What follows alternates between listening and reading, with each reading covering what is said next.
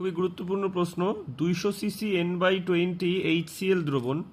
তো 200 CC N/20 HCl দ্রবণ মানে কি? এই মানে হচ্ছে 200 ইন্টু 1/20 সমান সমান কত হচ্ছে 10 গ্রাম ইকুইভ্যালেন্ট।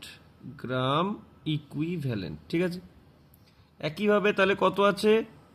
5 সিসি 2 নর্মাল NaOH আছে, NaOH। এটা কত হবে? 5 ইন্টু 2 সমান সমান 10 গ্রাম ইকুইভ্যালেন্ট। এবার দেখো HCl এর পরিমাণও যা, NaOH এর পরিমাণও তা, তো সেম অ্যামাউন্ট, মানে অ্যাসিড অ্যান্ড বেস বোথ আর সেম, 10 ইকুইভ্যালেন্ট সেম।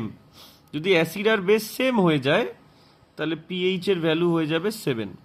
যদি এখানে অ্যাসিডের ভ্যালুটা বেশি হতো, সাপোজ ধরো HCl এর ভ্যালু 12 হতো আর NaOH এর ভ্যালু 10 হতো, তাহলে পিএইচ এর মানটা 7-এর কম হতো, অ্যাসিড হয়ে যেত।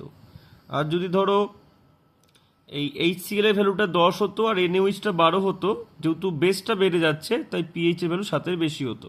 এখানে যেহেতু সেম তাই 7 হবে।